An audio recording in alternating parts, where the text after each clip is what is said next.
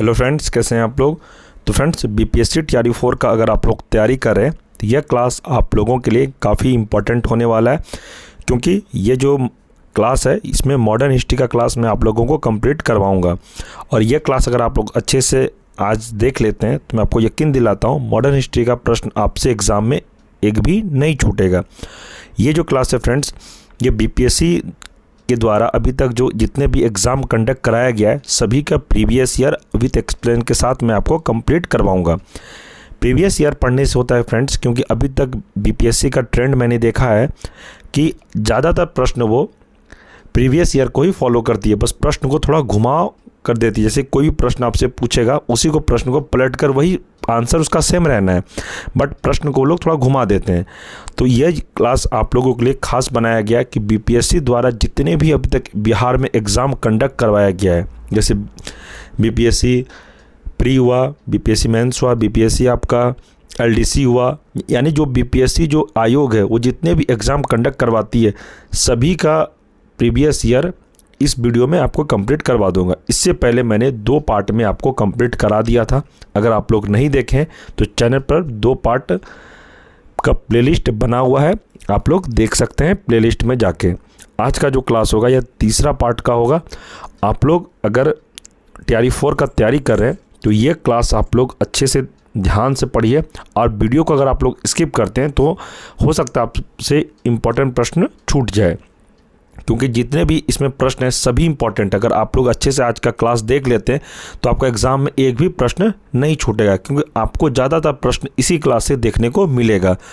तो friends, BPSC TRE 4 का तैयारी करें तो आप लोग बिल्कुल भी हल्के में ना लें। बहुत सारे स्टूडेंट का रिजल्ट हो सकता है नहीं हुआ होगा टीआरई 3 में भी, तो आप लोग बिल्कुल मायूस ना हो, एग्ज़ाम का तैयारी करें, क्योंकि टीआरई 4 बहुत जल्द देखने को मिलेगा 1 से 2 महीने में।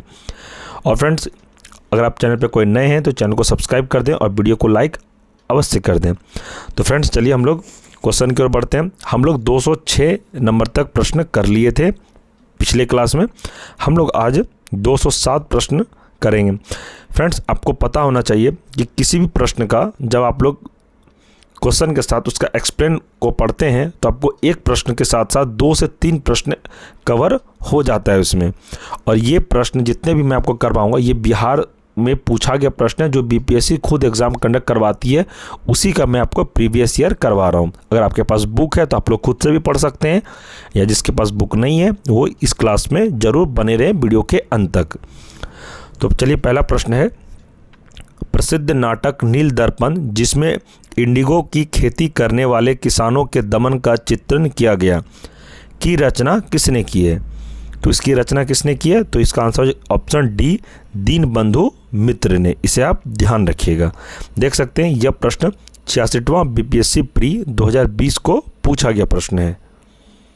इसका हम लोग एक्सप्लेन को भी पढ़ेंगे। 1857 के विद्रोह के ठीक बाद बंगाल में नील विद्रोह 1859-60 हुआ। सन्यासी विद्रोह याद रखना है 1763 से 1800 में ईस्वी तक चला था। संथाल विद्रोह 1855-56 में, तथा पाबना उपद्रव 1873-76 में हुआ। नील विद्रोह की शुरुआत बंगाल के नदियों जिले के गोविंदपुर गांव से हुई थी। एग्जाम में आपसे प्रश्न पूछा जाएगा कि नील विद्रोह की शुरुआत कहाँ से हुई थी, तो याद रखना आपको बंगाल से। अब बंगाल में कहाँ से, तो नदिया जिले के गोविंदपुर गांव से हुई थी। देख सकते हैं ऐसे प्रश्न को आप लोग को बनाना है, आपको मन में बनाना है कि प्रश्न कैसे पूछा जा सकता है एग्जाम में। अगर आप एक्सप्लेन को जब ध्यान से पढ़ते हैं तो आप लोग खुद से प्रश्न को क्रिएट करते हैं, और जब खुद से प्रश्न क्रिएट होता है तो आपसे एग्ज़ाम में 0% हो जाता है एग्ज़ाम में प्रश्न छूटने का।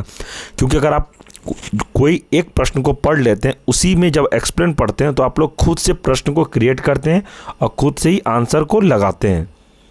अभी मैंने आपको जैसे बताया कि एग्ज़ाम में आपसे प्रश्न ऐसे भी पूछ सकता है कि नील विद्रोह की शुरुआत बंगाल के किस जिले से हुई थी शुरुआत, तो याद रखना है गोविंदपुर गांव से हुई थी। नदिया एक ज़िला है वेस्ट बंगाल में, वहीं से स्टार्ट हुई थी। ये बात आप लोग ध्यान रखिएगा। इसी में आगे है, एक नील उत्पादक के 2 भूतपूर्व कर्मचारियों दिगंबर विश्वास तथा विष्णु विश्वास के नेतृत्व में वहाँ के किसान एकजुट हुए तथा उन्होंने नील की खेती बंद कर दी। यह नील आंदोलन के इतिहास में अपनी मांगों को लेकर किए गए आंदोलनों में सर्वाधिक व्यापक और जुझारू विद्रोह था। बंगाल का नील विद्रोह शोषण के विरुद्ध किसानों की सीधी लड़ाई थी। बंगाल के वे काश्तकार जो अपने खेतों में चावल की खेती करना चाहते थे, उन्हें यूरोपियन नील बागान मालिक नील की खेती करने के लिए मजबूर करते थे। नील की खेती से इनकार करने वाले किसानों को नील बागान मालिकों के दमन चक्र का सामना करना पड़ता था। सितंबर 1859 में उत्पीड़ित किसानों ने अपने खेतों में नील न उगाने का निर्णय लेकर बागान मालिकों के विरुद्ध विद्रोह कर दिया। 1860 तक नील आंदोलन नदिया, पाबना, खुलना, ढाका, मालदा, दिनाजपुर आदि क्षेत्रों में फैल गया। किसानों की एकजुटता के कारण बंगाल में 1860 तक सभी नील कारखाने बंद हो गए। बंगाल के बुद्धिजीवी वर्ग ने अखबारों में अपने लेखकों द्वारा तथा जनसभाओं के माध्यम से इस विद्रोह के प्रति अपने समर्थन को व्यक्त किया। इसे हिंदू पैट्रियट के संपादक हरिश्चंद्र मुखर्जी की विशेष भूमिका रही। अब आप लोग यहाँ से एक प्रश्न को और देख सकते हैं।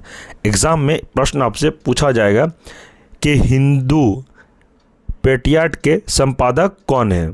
तो याद रखना है इसके संपादक कौन है, तो हरिश्चंद्र मुखर्जी हैं। देख सकते हैं एक प्रश्न यहाँ से बन गया। ये प्रश्न को आप लोग जरूर लिख लीजिए। ये प्रश्न हो सकता है इस बार TRE 4 में या तो प्राइमरी में या तो 6 to 8 में ज़रूर पूछा जा सकता है। तो याद ध्यान से आप लोग इस प्रश्न को नोट डाउन जरूर कर लें। नील बागान मालिकों के अत्याचारों का खुला चित्रण दीनबंधु मित्र ने अपने नाटक नील दर्पण में किया। एक प्रश्न यहाँ से भी बनता है कि चित्रण दीनबंधु मित्र ने अपने नाटक में किसका वर्णन किया था, तो किसका किया था, तो नील दर्पण का। किसने किया था, दीनबंधु मित्र ने।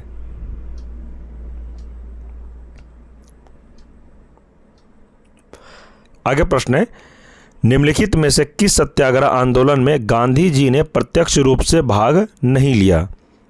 तो यह आंसर हो जाएगा वैकोम सत्याग्रह। यह प्रश्न काफ़ी इंपॉर्टेंट है TRE 4 के लिए, इसे आप नोट डाउन जरूर कर लें। गांधी जी से संबंधित प्रश्न है तो एग्जाम में पूछा जा सकता है ये वाला, कि प्रश्न हो जाएगा कि निम्नलिखित में से किस सत्याग्रह आंदोलन में गांधी जी ने प्रत्यक्ष मतलब होता है डायरेक्ट रूप में भाग नहीं लिया। ये हो जाएगा वैकोम सत्याग्रह।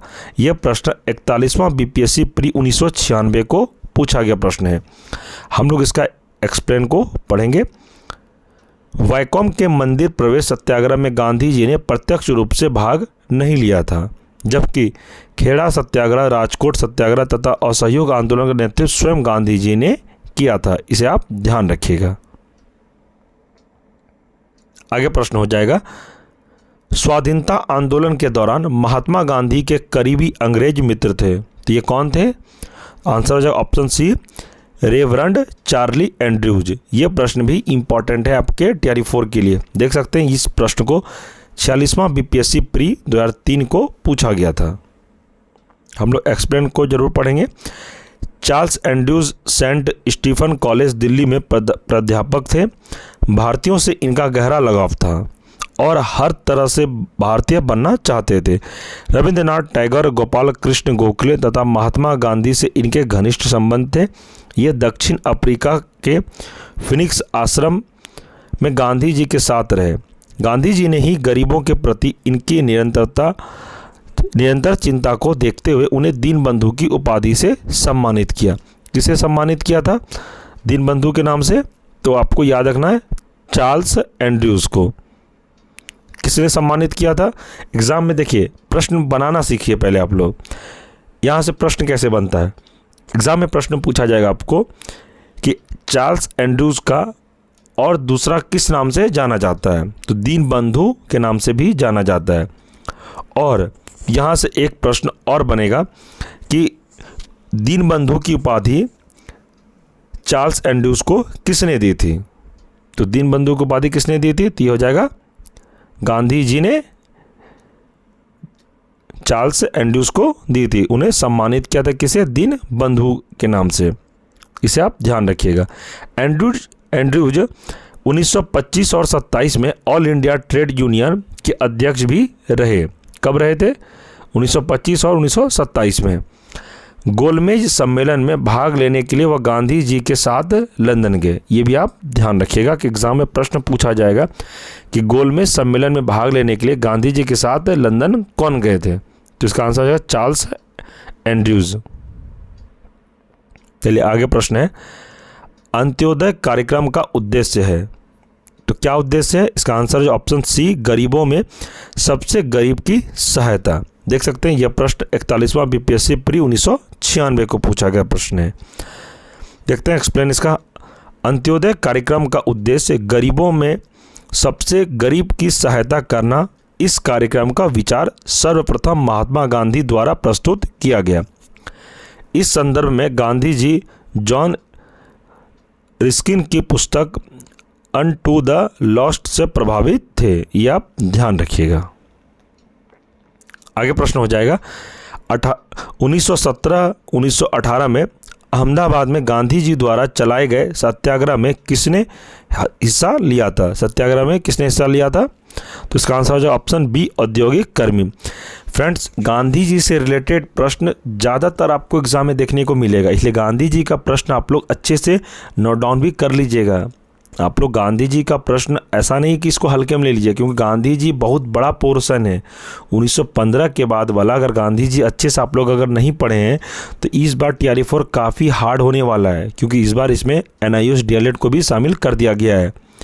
तो ध्यान रखिएगा फ्रेंड्स, ये बिहार का अंतिम बहाली होगा, तो आप लोग अच्छे से ध्यान से एक एक प्रश्न को अच्छे से पढ़िए।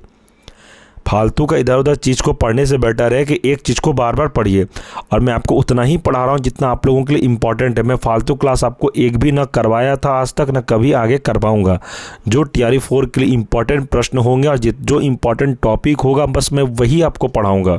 इस बात को आप ध्यान रखिएगा।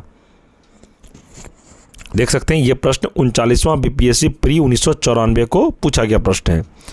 हम लोग इसका एक्सप्लेन को भी पढ़ेंगे। इसे दिया है कि चंपारण की सफलता के बाद गांधी जी का अगला प्रयोग वर्ष 1918 में अहमदाबाद की एक कॉटन टेक्सटाइल मिल में मिल मालिक और मजदूरों के बीच बोनस बढ़ाने को लेकर चल रही विवाद में हस्तक्षेप करना था। यह विवाद फ्लैग बोनस को लेकर था। फ्लैग का प्रकोप खत्म होने के बाद मालिक इसे समाप्त करना चाहते थे, जबकि मजदूर इसे बरकरार रखने की मांग कर रहे थे। उत्पादन लागत, मुनाफा और मजदूरों के जीवन निर्वाह खर्च का गहराई से अध्ययन करने के बाद गांधी जी ने घोषणा की मजदूरों को 35% बोनस मिलना चाहिए। मिल मालिकों द्वारा गठित ट्रिब्यूनल ने इनकी बात मान ली। इसे भी आप ध्यान रखिएगा, इंपॉर्टेंट प्रश्न है ये। आगे प्रश्न है, निम्न उद्योगपतियों से कौन से व्यक्ति लंबे समय तक AICC के खजांची रहे तथा सन 1930 में जेल भी गए? ये थे जमनालाल बजाज।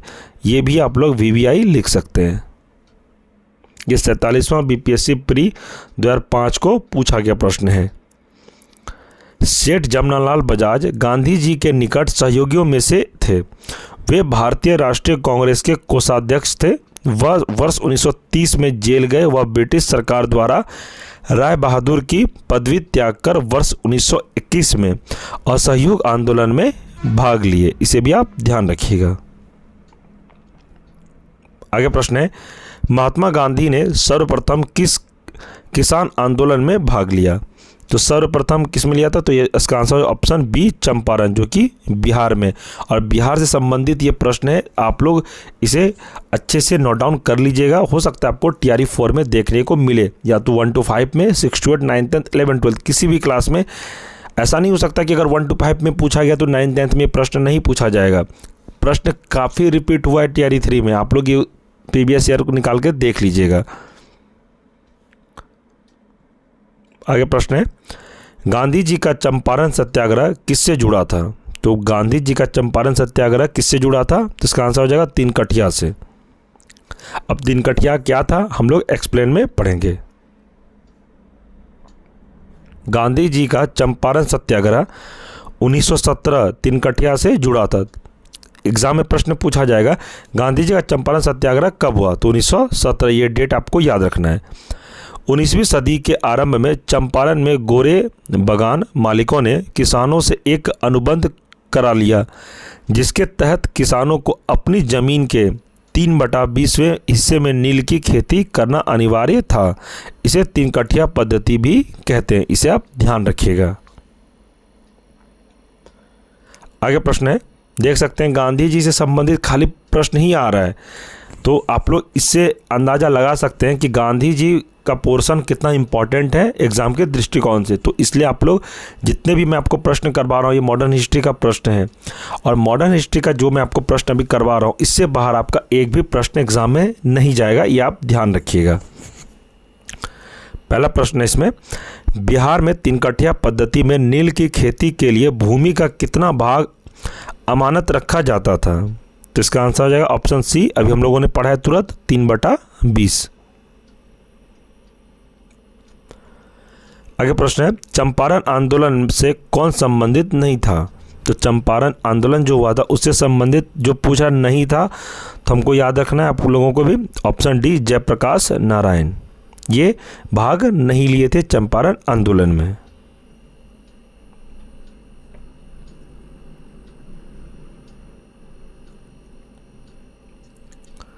इसका हम लोग एक्सप्लेन पढ़ेंगे। चंपारण आंदोलन 1917 में गांधी जी का साथ राजेंद्र प्रसाद, अनुग्रह नारायण सिंह, जेबी कृपलानी, महादेव देसाई, नरहरि पारेख आदि बुद्धिजीवियों ने दिया था। जयप्रकाश नारायण चंपारण आंदोलन से नहीं बल्कि कांग्रेस समाजवादी पार्टी से भी संबंधित थे, इसे आप ध्यान रखिएगा। आगे प्रश्न है, 1917 के चंपारण सत्याग्रह से कौन संबंधित नहीं है, तो इसका आंसर है ऑप्शन डी राम मनोहर लोहिया। देख सकते हैं 67वां बीपीएससी प्री 2022 को पूछा गया प्रश्न है, या VBI भी लिख सकते हैं TRE 4 के लिए।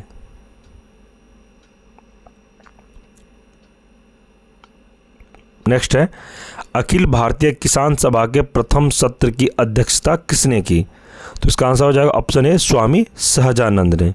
यह भी प्रश्न इंपॉर्टेंट है TRE 4 के लिए। हम लोग देखते हैं एक्सप्लेन में, अप्रैल 1936 में लखनऊ में अखिल भारतीय किसान कांग्रेस की स्थापना हुई, जिसका नाम बदलकर अखिल भारतीय किसान सभा कर दिया गया। बिहार प्रांतीय किसान सभा के लड़ाकू संस्थापक स्वामी सहजानंद सरस्वती इसके अध्यक्ष और आंध्र में किसान आंदोलन के अगुवा तथा कृषि क्षेत्र की समस्याओं के विद्वान NG रंगा महासचिव चुने गए। फैजपुर में कांग्रेस सत्र के साथ अखिल भारतीय किसान कांग्रेस का भी दूसरा सत्र चला, जिसकी अध्यक्षता NG रंगा ने की, इसे आप ध्यान रखिएगा। बम्बई में अगला प्रश्न है, बम्बई में अखिल भारतीय व्यापार संघ कांग्रेस की स्थापना कब हुई, तो आपको यह डेट याद रखना है, सन 1920 को। यह प्रश्न उतना इंपॉर्टेंट नहीं है, हम लोग आगे प्रश्न देखते हैं। अखिल भारतीय ट्रेड यूनियन कांग्रेस के प्रथम अध्यक्ष कौन थे, ये प्रश्न काफ़ी इंपॉर्टेंट और काफ़ी एग्जाम में पूछा गया है, तो ये प्रश्न आप लोग नोट डाउन जरूर कर लें। इसका आंसर हो जाएगा option D Lala Lajpat Rai.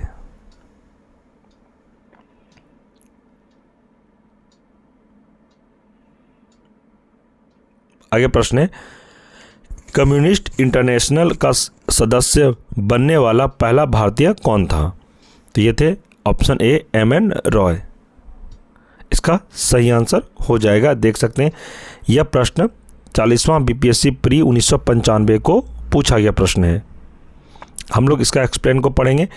Communist international की स्थापना मार्च 1919 में व्लादिमीर लेनिन और रूसी पार्टी द्वारा की गई थी। MN रॉय लेनिन के निमंत्रण पर मॉस्को गए थे तथा कम्युनिस्ट इंटरनेशनल के सदस्य बने। कम्युनिस्ट इंटरनेशनल के सदस्य बनने वाले वे पहले भारतीय थे। ये भी एग्जाम में प्रश्न पूछा जाएगा कि कम्युनिस्ट इंटरनेशनल के सदस्य बनने वाले भारत के पहले व्यक्ति कौन थे, तो आपको याद रखना है इसका क्या नाम था, व्लादिमीर लेनिन। आगे प्रश्न है, भारतीय उच्चायुक्त के पद का सृजन किस अधिनियम से हुआ है?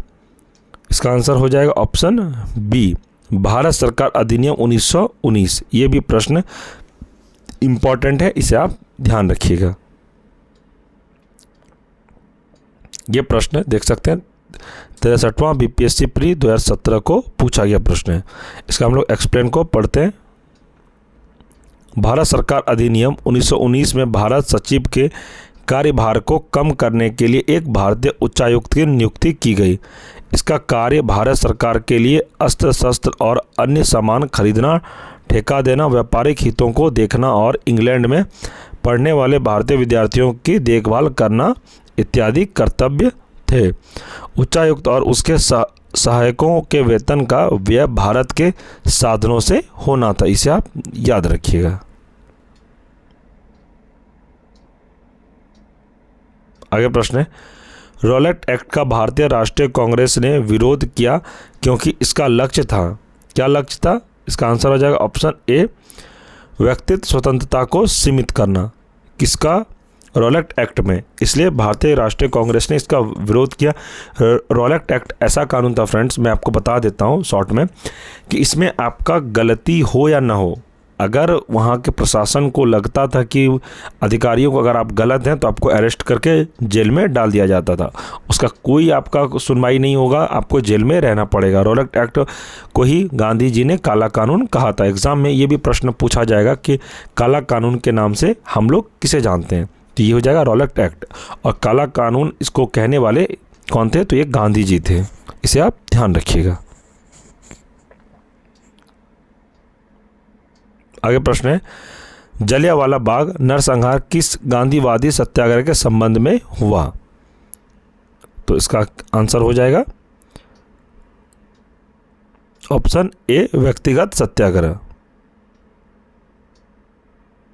ऑप्शन डी,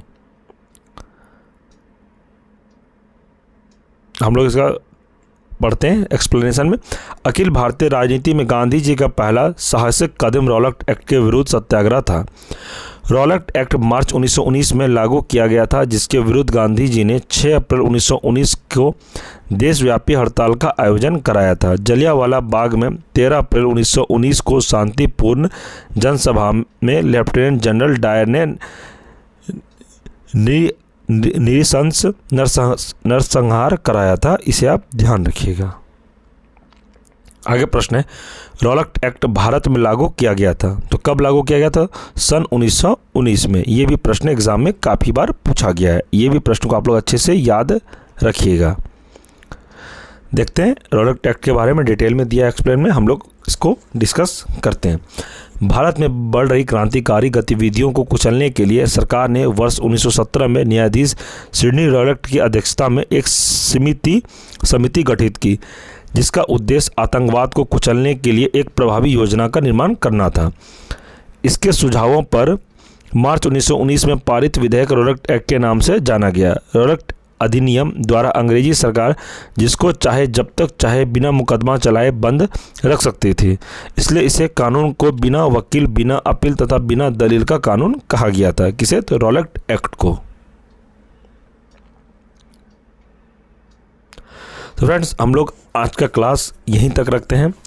और क्योंकि फ्रेंड्स मॉडर्न हिस्ट्री का बहुत बड़ा सेगमेंट है और इसको एक वीडियो में कवर करना पॉसिबल नहीं है, और आप लोगों का डिमांड ही था कि सर हम लोग पढ़ेंगे, लेकिन आप लोग हमको ज़्यादा वीडियो लॉन्ग करके नहीं पढ़ाइएगा, छोटा छोटा ही हम लोग को पढ़ाइए, जिससे हम लोग को समझ में भी आए और एग्ज़ाम में प्रश्न भी नहीं छूटे। क्योंकि मॉडर्न हिस्ट्री का अगर मैं एक क्लास में कराना चाहूँ तो करवा दूंगा, बट आप लोगों के लिए भी थोड़ा बर्डन बढ़ जाएगा, इसलिए मैं डेली आप लोगों के लिए इसी तरह का क्लास लेते आऊँगा।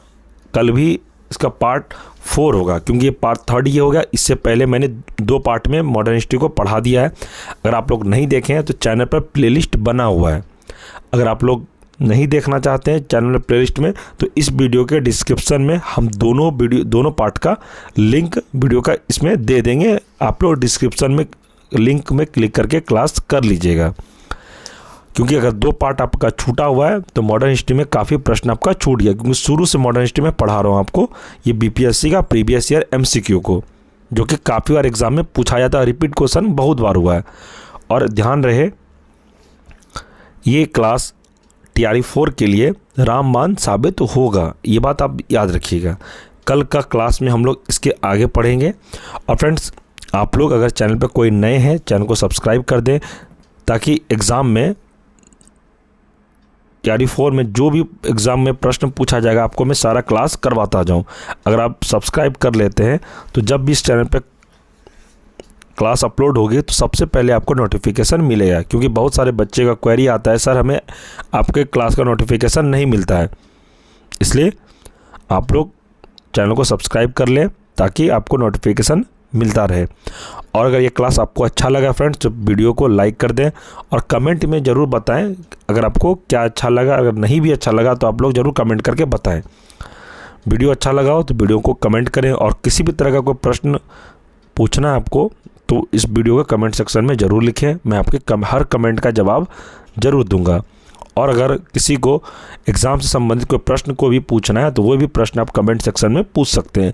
और जिस किसी को लगता है कि नहीं मुझे सर से बात करनी है फ़ोन पर या व्हाट्सएप मैसेज पर, तो आप हमें डायरेक्ट भी बात कर सकते हैं। हमारा नंबर है 9709427320। इस नंबर पे आप व्हाट्सएप मैसेज भी कर सकते हैं, आप कॉल भी कर सकते हैं। अगर आपको तैयारी 4 से संबंधित किसी भी तरह का कोई डाउट हो, कोई प्रश्न पूछना, आप हमसे पूछ सकते हैं। और फ्रेंड्स, सुबह के क्लास डेली सुबह में 8:10 पर मॉडर्न हिस्ट्री का थ्योरी क्लास आप लोगों के लिए कराया जा रहा है एनसीईआरटी बेस्ड। तो आप लोग अगर नहीं देखते हैं क्लास, सुबह में लाइव क्लास होती है, आज भी हुई है, आप लोग देख सकते हैं, चैनल पर अपलोड वीडियो मिल जाएगा आपको। और सभी का प्लेलिस्ट भी बना हुआ है। कल का क्लास चैप्टर 1 हुआ था, परसों जो क्लास हुई थी चैप्टर 1 हुआ था, और आज का क्लास आप लोगों का चैप्टर 2 हो रहा है। तो कल का क्लास और आज का क्लास दोनों का मॉडर्न हिस्ट्री का आप लोग थ्योरी ज़रूर देख लें, और वो क्लास भी अच्छे से आप लोग अगर देख लेते हैं तो मैं आपको यकीन दिलाता हूँ इतना ही कर लीजिए, आपका एग्ज़ाम निकल जाएगा। क्योंकि एग्ज़ाम में ज़्यादा पढ़ने से अच्छा है कि कम पढ़िए और बार बार पढ़िए। रिवीजन बहुत इंपॉर्टेंट रखता है एग्ज़ाम के में। तो आप लोग, जो मैं पढ़ा रहा हूँ एनसीईआरटी से संबंधित क्लास सुबह में भी चल रही है, और ये जो प्रीवियस ईयर का मैं जो स्टार्ट किया हूँ ये भी कंटिन्यू चलता रहेगा। मॉडर्न हिस्ट्री के बाद मैं आप लोगों को ज्योग्राफी का भी प्रीवियस ईयर एमसीक्यू करवा दूंगा, और एनसीईआरटी का भी थ्योरी में आपको सुबह में करवाऊंगा मॉडर्न हिस्ट्री कंप्लीट होने के बाद।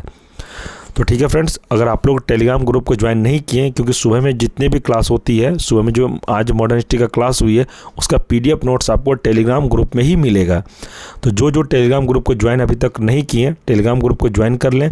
टेलीग्राम ग्रुप को ज्वाइन करने के लिए मैं टेलीग्राम का लिंक इस वीडियो के डिस्क्रिप्शन में प्रोवाइड करवा दूंगा। आप लोग टेलीग्राम पर लिंक पर क्लिक करके ग्रुप को ज्वाइन जरूर कर लें।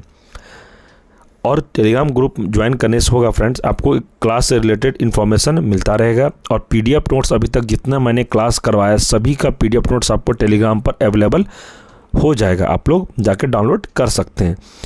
तो ठीक है फ्रेंड्स, चैनल पर नए हैं तो आपसे रिक्वेस्ट है चैनल को सब्सक्राइब कर दें और वीडियो को लाइक कर दें, और अपने ज़्यादा से ज़्यादा दोस्तों में भी इस वीडियो को शेयर करें जो तैयारी 4 का तैयारी कर रहे हैं। तो मिलते हैं हम लोग अगले क्लास में, तब तक के लिए जय हिंद, जय भारत।